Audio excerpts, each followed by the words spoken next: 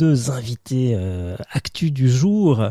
Nous ont rejoint, bonjour Philippe Auberson et bonjour José Antera-Lenon. Bonjour, est-ce que vous nous entendez? Est-ce qu'on vous entend? Je vous entends. On va poser le cadre déjà peut-être avec José.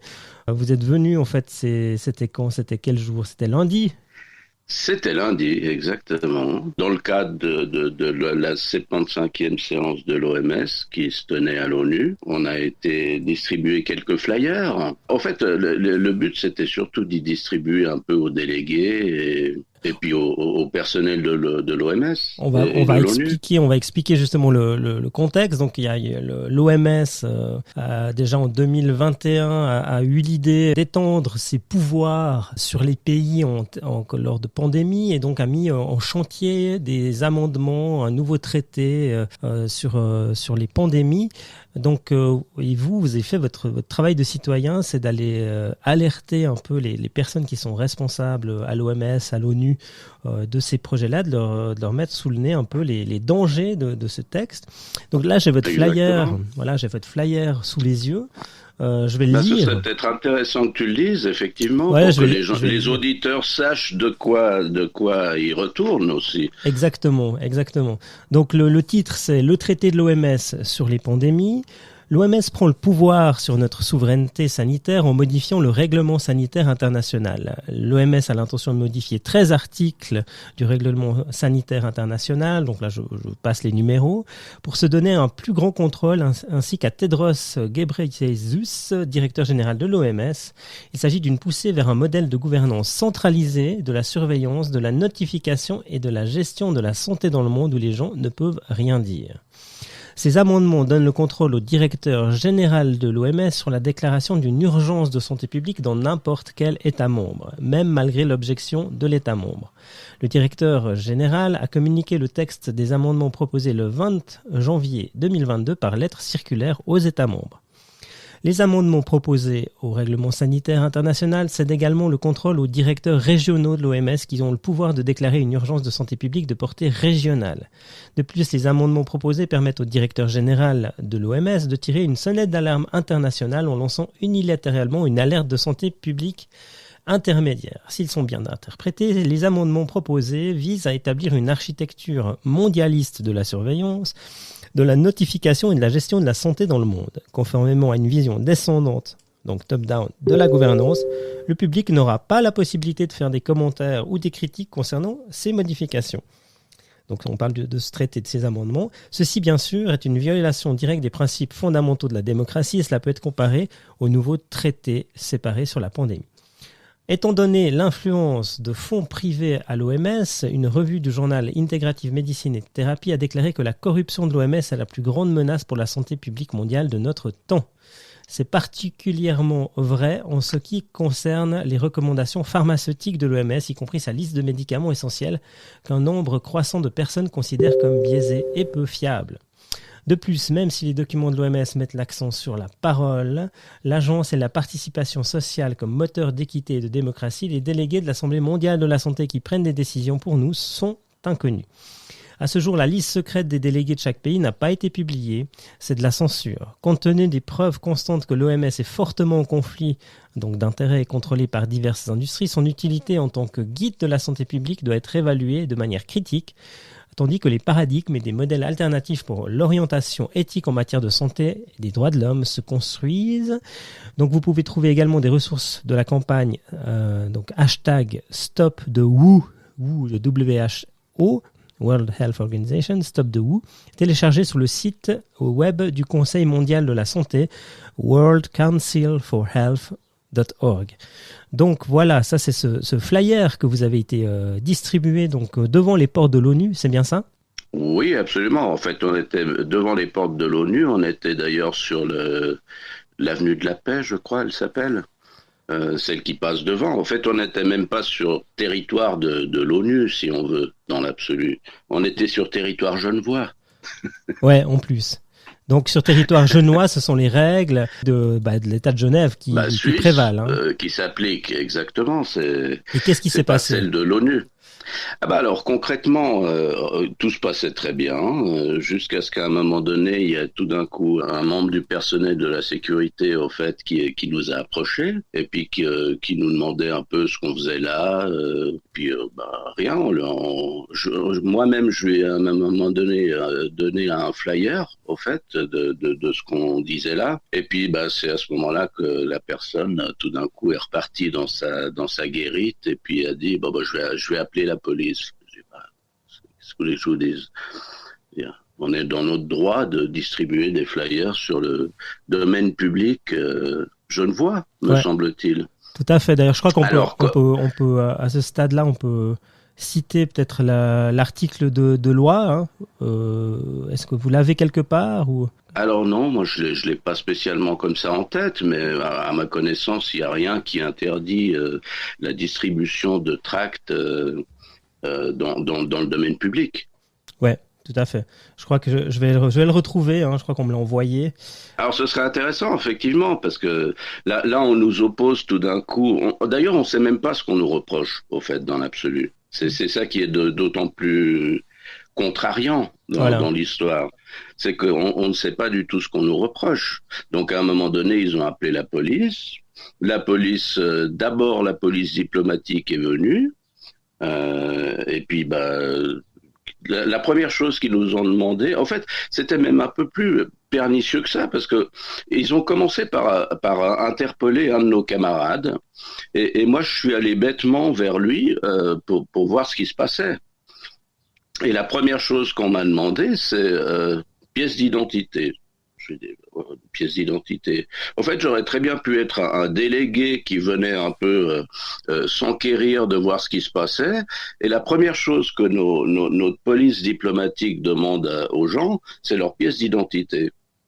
Alors déjà, pour moi, c'était un petit peu surprenant comme manière de faire. Donc, et puis alors la seule question que je lui pose, alors dites-moi pourquoi on devrait vous donner nos pièces d'identité. Et évidemment, vous n'avez pas de réponse. On vous répond pas quand vous posez une question. Mhm. Donc, et puis bah forcément, bah car à un moment donné, qu'est-ce qui s'est passé? Bah comme on leur a pas tout de suite donné nos pièces d'identité, bah ils ont appelé leurs collègues parce que vraisemblablement, je pense que la police diplomatique a certaines limites dans ce qu'ils peuvent faire. C'est comme ça que je comprends la chose. Et du coup, bah, ils ont dû appeler leurs collègues genevois pour pouvoir, je sais pas quoi. Quel était leur objectif? Je connais pas leur objectif. Ouais, Alors, j'ai retrouvé le règlement d'exécution de la loi sur les manifestations sur le domaine public du canton de ah Genève. bien, ça c'est important. Hein. Article 5, distribution d'écrits et récolte de signatures. La distribution ou la vente d'écrits ou d'autres supports d'expression de la liberté d'opinion ainsi que la récolte de signatures à l'appui d'une initiative populaire, d'une demande de référendum ou d'une pétition ne sont pas soumises à autorisation lorsqu'elles sont effectuées par une ou des personnes isolées en dehors d'installations fixes. Est-ce que c'était bien votre cas? Ah bah c'était le cas. Alors isolés, on était plusieurs, mais on était tous isolés. On n'était pas les uns à côté des autres. Donc pour moi, ce qui s'est passé lundi, c'est clairement de l'abus de pouvoir, en Donc, fait, tout simplement. à terme, ce qui s'est Y a- passé, c'est que la police vous a menotté, c'est ça? Ah oui, alors donc quand les collègues de la police genevoise sont arrivés, la première chose de nouveau qu'ils ont fait, parce qu'évidemment ils se sont parlé au téléphone, donc Dieu sait ce qu'ils se sont dit. Moi, j'ai pas écouté leur conversation. Bah la première chose ils ont fait, c'est redemander les papiers. Et puis après, il y a eu quelques discussions qui se sont engagées, mais et tout d'un coup, je sais pas pourquoi, à un moment donné, ils ont dû estimer que c'était assez, je sais pas quoi. Et du coup, bah, à un moment donné, c'était, voilà, on commence à te menotter. D'accord. Et puis là, c'est là que je me dis, mais quand même, vous voulez m'emmener au poste? Bah, emmenez-moi au poste. Mais pourquoi vous avez besoin de me menotter? Parce que visiblement, quand ils t'amènent dans une voiture de police, ils sont obligés de te menotter. J'ai du mal à comprendre, au fait. Ce d'autant qu'on leur a demandé plusieurs fois. Je veux dire, mais dites-nous, qu'est-ce que vous nous reprochez? Est-ce que vous nous reprochez d'avoir commis un crime ou un délit? Ou qu'est-ce qu'on nous reproche? Et eux, ils étaient tellement focalisés sur leur papier d'identité. Du coup, ça a amené nulle part. Ça a amené au fait qu'effectivement, à un moment donné, tout d'un coup, il y a un gars qui est venu derrière moi, et puis derrière Philippe aussi, avec des menottes. D'accord. Et puis, voilà. Philippe, qu'on a retrouvé. Embarqué. Hein, Philippe, on t'entend maintenant. Ah, on t'a retrouvé. Bonjour Philippe. Bonjour. Pourtant, Bonjour. j'avais tout testé hier soir. J'entendais bien nickel. Puis ce matin, pas de souci. Zéro. Tu es là pour nous expliquer. Tout réinstallé. Voilà. Donc, je sais pas trop ce que José a pu déjà raconter, à part l'instant du menottage. Oui, parle-nous justement de ton point de vue. Qu'est-ce que tu as vu, voilà. Qu'est-ce que tu as observé, quoi. Ah, donc ma propre vision en fait du super événement de lundi. Voilà, exactement. Voilà. Donc en fait, on a distribué des flyers de 8h à 9h à peu près. Il a commencé à pleuvoir et puis on s'est dit puis on n'a plus trop de flyers pour les prochains jours. Donc on stoppe.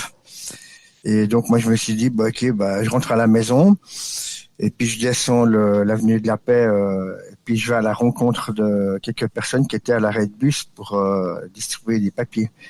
Puis tout d'un coup, il y a une qui vient vers nous, qui me dit il y a la police qui est là, il y a la police qui est là. Puis j'ai dit tiens, c'est quoi ça? Alors moi, je me suis dit allez, je vais aller voir. Donc je suis remonté l'avenue de la Paix et puis j'ai vu notre cher ami José qui était avec une patrouille de la police diplomatique. Voilà, diplomatique. Voilà. Puis je viens vers lui, puis je lui demande qu'est-ce qui se passe, et puis je vois qu'en fait, il veut connaître son identité. Et puis lui, il veut pas la donner. En fait, c'est pas qu'il veut pas la donner. C'est pas que je voulais pas la donner. Ah ouais. J'ai simplement demandé. Alors, dites-moi. Oui, non. Je voudrais vous donner mon identité. C'est exactement. Et t'as pas de réponse. Ah ouais. T'as pas de réponse. C'est exactement ce que je fais. Il aurait même pu se contenter de citer un article de loi qui dit en vertu de l'article machin, vous êtes obligé de me présenter une pièce d'identité parce que je suis, je sais pas quoi. Mais non, rien de tout ça. Ouais. Et normalement, c'est une condition donc pour demander une pièce d'identité, la police doit annoncer un motif. Voilà. Ils doivent annoncer un motif, ou est-ce qu'ils suspectent qu'on est en train de préparer un crime ou un délit voilà, mais rien. Donc apparemment, ils sont pas très au courant des procédures eux-mêmes. Voilà. Visiblement pas trop. Hein. Donc en fait, moi je vous donne la réponse légale. Hein. En fait, quand la police veut demander une pièce d'identité à quelqu'un, ça s'appelle une appréhension. C'est l'article 215 du Code de procédure pénale. Afin d'élucider une infraction, donc déjà, sans lire le reste, il faudrait déjà quelle infraction alors qu'il y ait une infraction. Voilà. La police peut appréhender une personne et au besoin la conduire au poste dans les buts suivants. Donc, établir son identité, l'interroger brièvement, déterminer si elle a commis une infraction, parce que je vous dirai après pourquoi, déterminer si des recherches doivent être entreprises à son sujet ou au sujet d'objets se trouvant en sa possession.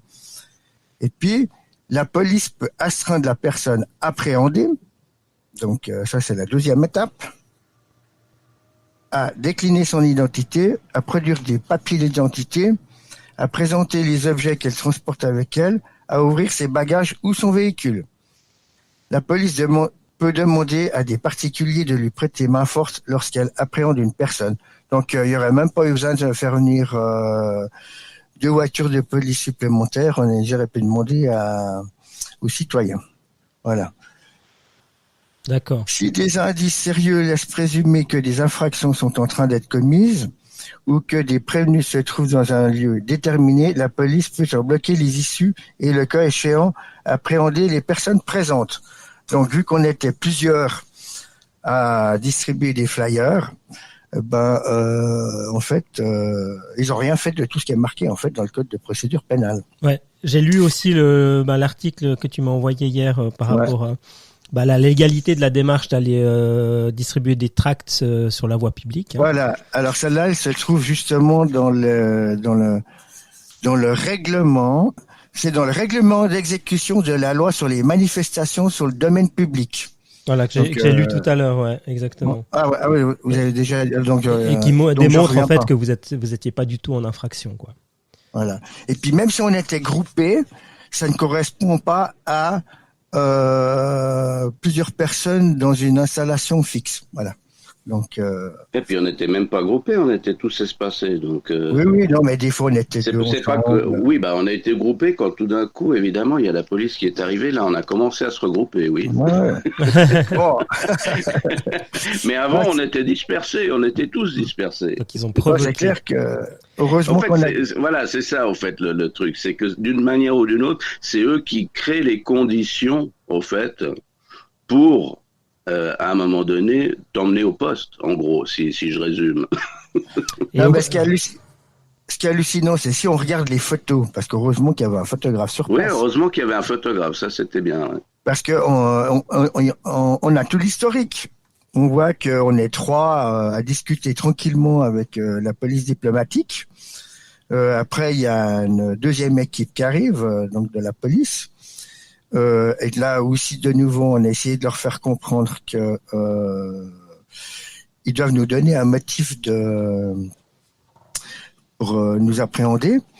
Et puis après, alors le pire, c'est la troisième équipe qui est arrivée. Donc le plus grand, là, le blond, là, qu'on voit, attends, juste la photo qui était là avant. Ouais. Là, le grand blond, il vient vers moi, pièce d'identité. Je lui ai dit, mais pour quelle raison? Hop. Il passe derrière mon dos et puis moi j'avais les bras croisés devant moi. D'ailleurs sur une des photos on voit très bien comment je suis. Hein. J'ai les bras croisés, donc je gesticule pas, je fais aucune menace de violence envers les forces de l'ordre. Et puis là, je suis menotté. Et puis on voit bien ils se mettent même à trois. Et ils sont assez baraqués, hein. Ouais. Ah ouais, ils ont envoyé les Boy Scouts, là. Hein. Et puis si on regarde les autres photos, on voit la nana, là, la fliquette, là, l'assistante policière là de l'équipe diplomatique, elle nous regarde tranquillement. Alors qu'en fait, moi, je sais pas pourquoi on me menotte, parce que je suis venu à la rencontre de José, puis on s'est même mis d'accord que en fait j'étais son assistant juridique. Mais la nana, elle a pas dit non, lui, faut pas le toucher. Mm-hmm. Donc, je sais pas si elle a fait du jouissisme de voir des mecs se faire. Mais je pense qu'il y avait un peu de ça parce que quand tu voyais que quand les Boy Scouts sont arrivés, tu voyais qu'ils se connaissaient très bien. En fait, qu'ils avaient l'habitude de s'appeler entre eux, peut-être qu'ils font même des bouffes ensemble, et du coup, tu voyais leur complicité, au fait, un peu ou du style. La nana, effectivement, comme tu dis, elle jouissait un peu déjà du fait de nous voir dans la voiture de police, quoi, tu vois, menottés, comme des criminels, au fait. Et donc après, vous avez été emmené au poste. Ça a duré combien de temps? Qu'est-ce qui s'est passé au poste? Alors, ce qui est marrant, c'est qu'une fois que j'ai été dans le véhicule, j'ai eu droit à un siège arrière cuir. Hein. Il y avait simplement un panneau en plastique qui séparait les sièges avant des sièges arrière. Parce que des fois, c'est des cages en aluminium avec grille. Mais là, j'étais presque confortable, mis à part des menottes dans le dos. D'ailleurs, pourquoi me menotter dans le dos? Et puis je comprends pas et j'ai dit mais par où ils passent, ils ont fait des petites routes de campagne très étroites et tout. Ouais, ils m'ont fait visiter en fait un petit peu la campagne genevoise côté Versoix. Puis après comme ça j'ai pu un petit peu superviser l'avancement des travaux de l'autoroute là. Et puis après on est arrivé derrière l'aéroport là où il y a la nouvelle tour de contrôle. Et puis, on nous a mis l'ICO. Moi, on m'a mis l'ICO dans une cellule. Et puis, j'ai dû attendre à peu près, 1h30. 1h30. Mais contrairement à ce que je viens de vous lire tout à l'heure, j'ai même pas été interrogé. On m'a même pas posé de questions.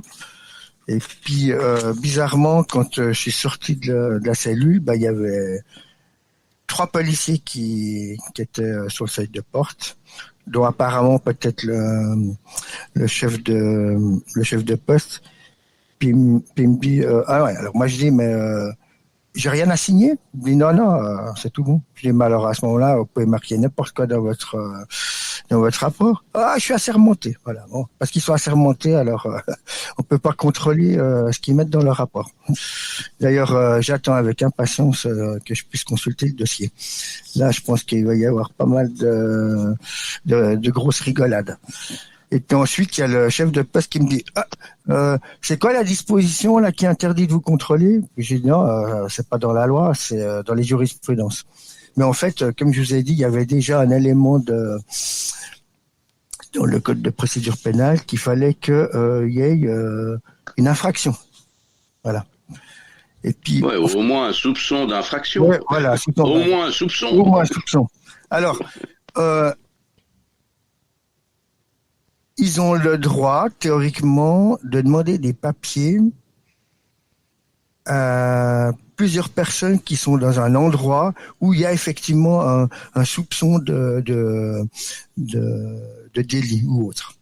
Parce qu'il faut chercher justement la personne. Donc là, ils auraient le droit d'interroger tout le monde, même si on est tout blanc. Ça c'est juste.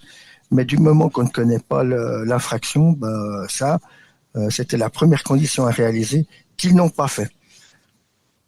Ensuite, ils auraient très bien pu, sur place, avant de nous menotter ou juste après le menottage, en fait, ils auraient déjà pu nous fouiller.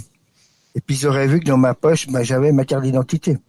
Donc, du moment qu'ils ont pu établir mon identité, ils auraient dû me relâcher illico, s'ils n'ont pas fait.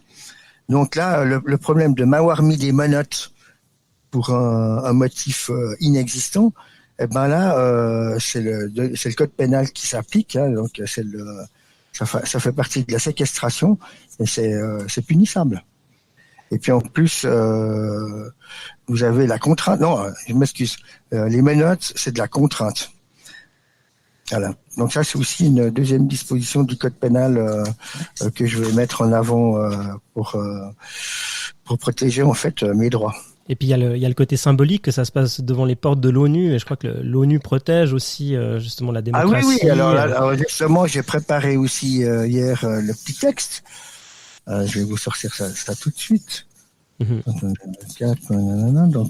c'est le voilà.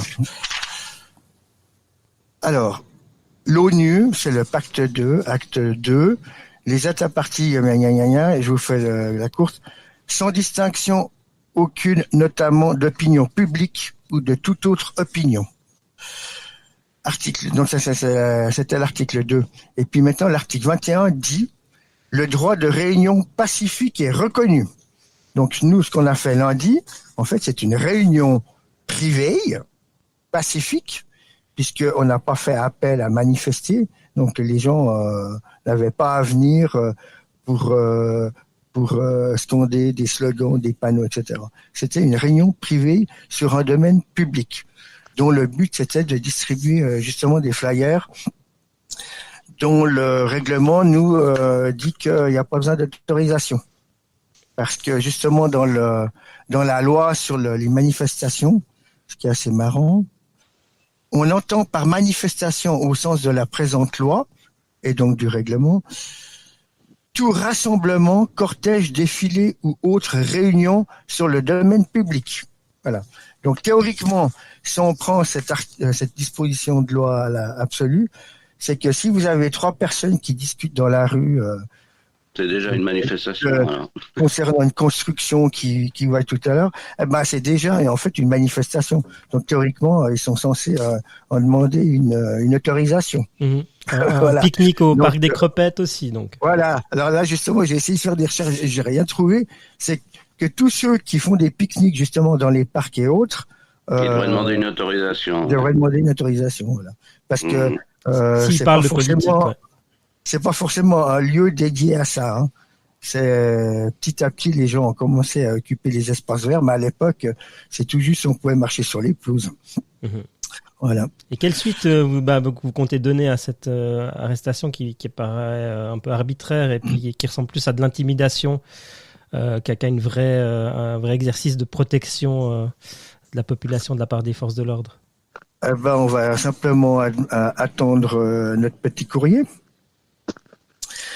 Parce que moi, en fait, on m'a... Oui, alors justement, de nouveau, en sortant de la cellule, on m'a enfin dit quelle était l'infraction que j'avais commise, en fait.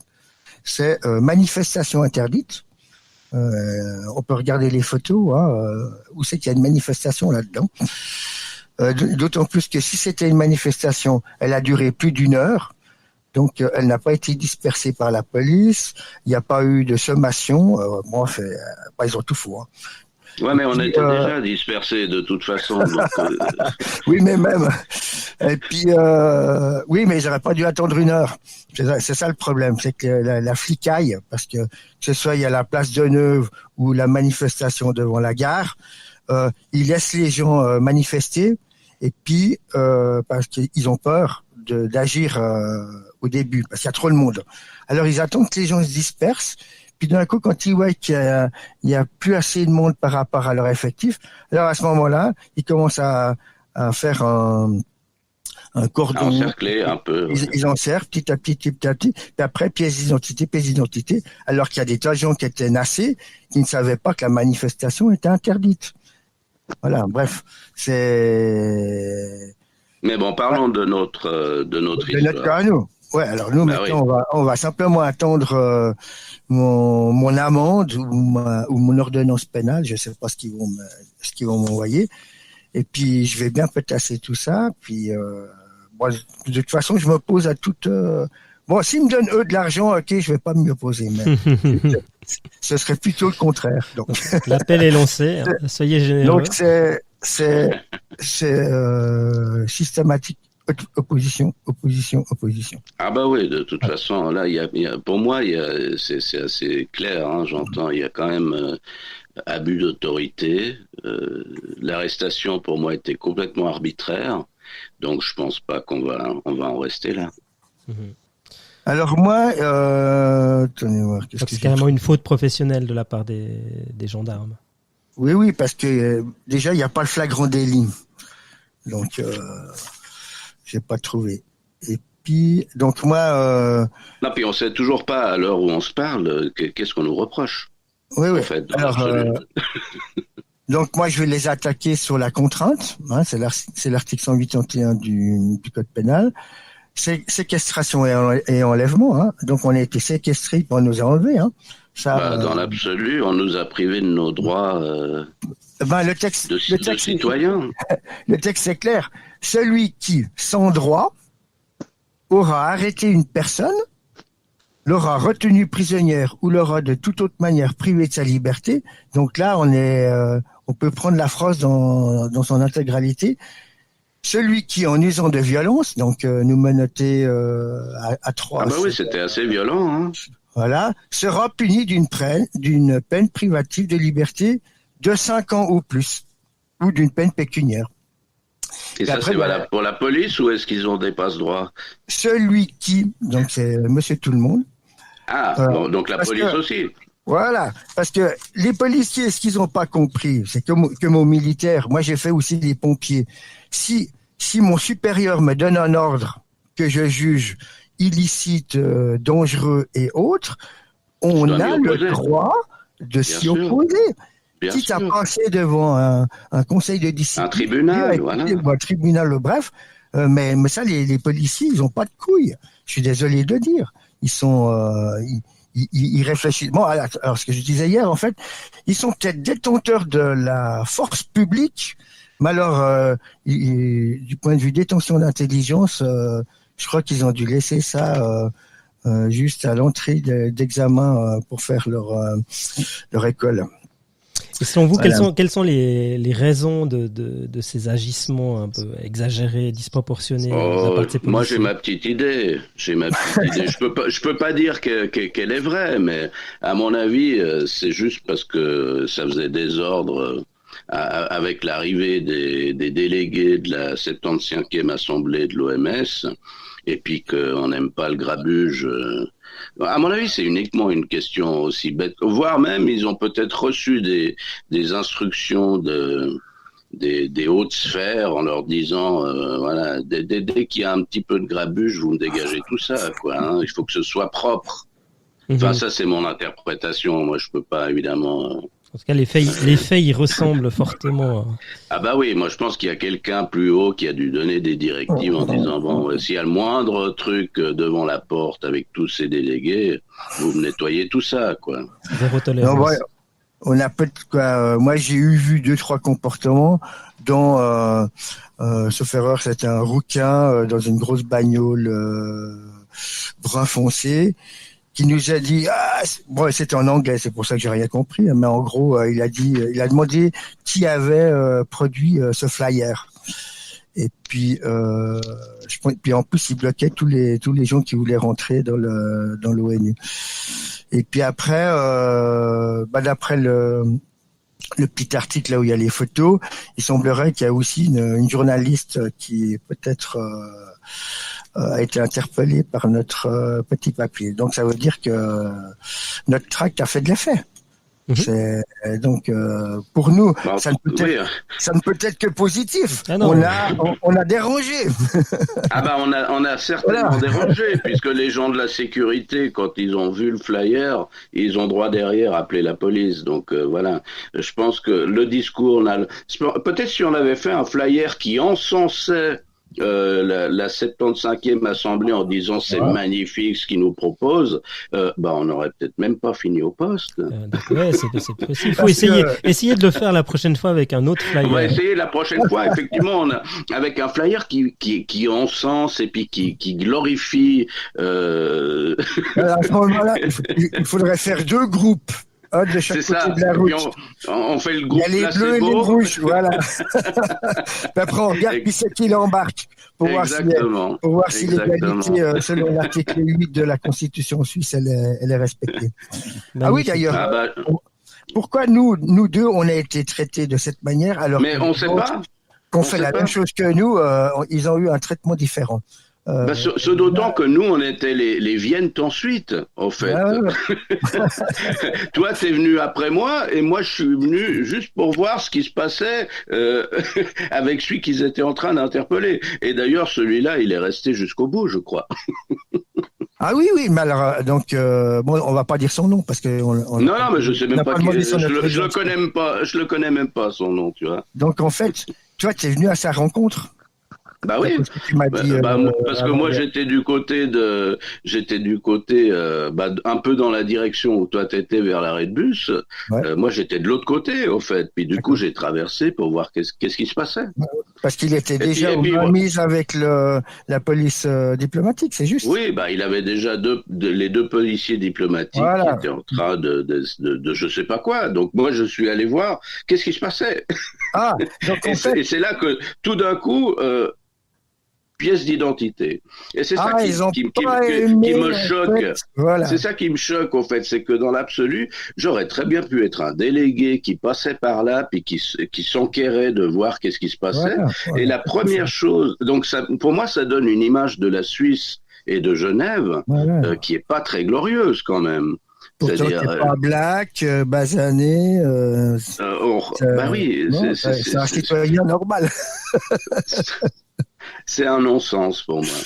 Donc apparemment, en fait, moi j'ai eu le même gag que toi, c'est qu'en fait, le fait de venir vers un citoyen pour l'aider, pour lui donner ses droits, parce que toi tu as très bien compris qu'on n'a pas à montrer nos papiers pour un pet de travers. Je veux dire, il faut arrêter ce cirque, on n'est pas en dictature. Ça, il faut bien comprendre que tous on est dans un état de droit. On doit tous faire systématiquement quand la police demande un papier. C'est juste. On doit leur J'aimerais savoir le motif. En vertu de quoi? Et il faut tous avoir des couilles ou des ovaires et puis dire non, tant que vous me donnez pas un motif. Bon, après, il faudra avoir dans la poche le fameux article de la... ça serait très bien que vous le retrouviez là pour nos auditeurs aussi, pour les prochains qui vont passer peut-être. Et puis d'ailleurs, je pense j'en ai parlé hier avec une autre. J'en ai parlé hier avec une autre de nos camarades et on a dit que on allait mettre en place un espèce de petit guide en 10 points au fait du comportement à adopter face à la police, parce que il y a vraisemblablement, en fait, moi ce que je constate depuis 2 ans, c'est une espèce de liquéfaction de nos droits démocratiques et ça, j'avoue que moi ça me perturbe beaucoup et ça me préoccupe beaucoup pour la suite de notre pays, où j'ai vraiment l'impression de participer à une espèce de démantèlement des démocraties occidentales. C'est comme ça que je le perçois en tout cas. Et ça m'inquiète beaucoup pour nos enfants. Et c'est pour ça que j'alerte au fait les gens. On n'est que des lanceurs d'alerte dans l'absolu. Nous sommes des lanceurs d'alerte. On veut sensibiliser la population au fait qu'on est en train de nous déposséder. Et le pire de tout ça, c'est qu'on est en train d'être dépossédé par des intérêts privés. C'est ça qu'on doit se rendre compte. Parce que le World Economic Forum, tous ces gens-là, c'est des intérêts privés qui sont en train de capter toutes les institutions, au fait, que ce soit au niveau de l'ONU, que ce soit au niveau des États membres. Et c'est ça qui est très préoccupant pour moi. Et donc c'est vraiment une captation dans les mains privées de ces institutions qui étaient à la base faites pour les États et les populations. Et les peuples. Bah oui, et les populations. C'est d'autant plus choquant de voir ça en Suisse, qui est quand même le symbole de la démocratie directe, de voir des gens qui distribuent des tracts se faire devant l'ONU. Très bien. Devant le symbole de soi-disant les droits universels, et ceux qui sont inclusifs et ceux qui veulent protéger les minorités. Et la diversité d'opinion aussi, Et la diversité d'opinion, c'est ça qui est extraordinaire. C'est que tu as un double discours, en fait, dans l'absolu. Tu as le discours et tu as la réalité du terrain. Et la réalité du terrain, elle cadre pas avec le discours. Est-ce que vous allez alerter des politiciens genevois par rapport à votre sort, à ce qui s'est passé? Qu'est-ce que vous allez prévoir? Qu'est-ce que vous allez faire? Non, moi, je vais me battre à niveau personnel. Je vais faire ce qu'il faut pour que ce genre de pratique cesse, quoi. Non, mais moi, j'ai déjà préparé. Alors, justement, là aussi, dans le règlement d'exécution de la loi sur les manifestations, l'article 1, autorité compétente. Le département de la sécurité de la population et de la santé, c'est en fait le Moropodia qui s'en occupe. Moi, je vais l'interpeller pour voir à ce que l'ensemble des policiers du canton de Genève apprennent par cœur, je dis bien par cœur, l'article 1, alinéa 1 de la loi sur la police. Alors, qu'est-ce qu'elle dit? Article 1, mission. La police cantonale de la République et canton de Genève est au service de la population. Non, là, ils étaient au service de l'ONU, ils n'étaient pas au service de la population. Non, mais moi, je te dis le texte de loi. Oui, je t'entends. Dont elle reflète la diversité. Sa devise est protéger et servir. Moi, je me suis pas senti protégé. Pas vraiment, non. Distribuer des flyers. Article 2. En tout temps, le personnel de la police donne l'exemple de l'honneur, de l'impartialité, de la dignité et du respect des personnes et des biens. Il manifeste envers ses interlocuteurs le respect et l'écoute qu'il est également en droit d'attendre de leur part. Moi, j'ai pas vu de respect. Ni d'écoute, d'ailleurs. Tu leur posais des questions, ils te répondaient pas, donc... Voilà. Alors, après, il y a blablabla, il y a l'alinéa 3, lettre B, prévenir la commission d'infraction, et veiller au respect des lois. Et puis quand on dit loi, en fait, il y a plusieurs lois. On a dit c'est l'ensemble de l'ONU qui prime puisqu'il est international, sans distinction de pays d'Europe. Après, vous avez la CEDH. Après, il y a la Constitution suisse.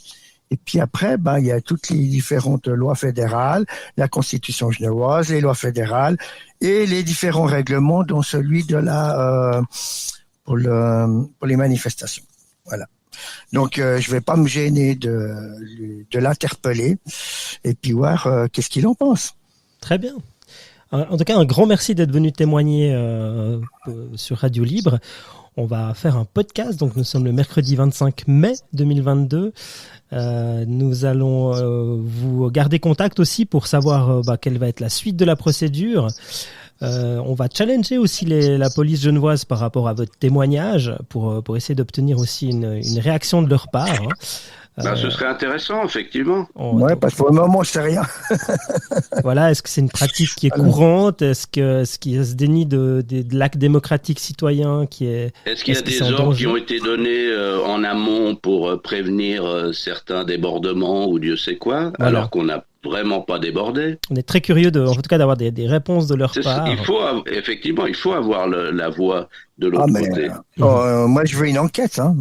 Nous, on est des démocrates. Nous, on respecte les lois, justement. Ouais. Très bien. Je vous remercie d'être venu à ce premier live du matin Actu. On se donne rendez-vous, donc, je pense d'ici quelques semaines pour avoir des nouvelles de votre part. Je vous souhaite une très bonne journée et puis à tout bientôt. Merci beaucoup. Allez, Philippe, merci José. Ciao, et une belle journée. Belle journée. Allez.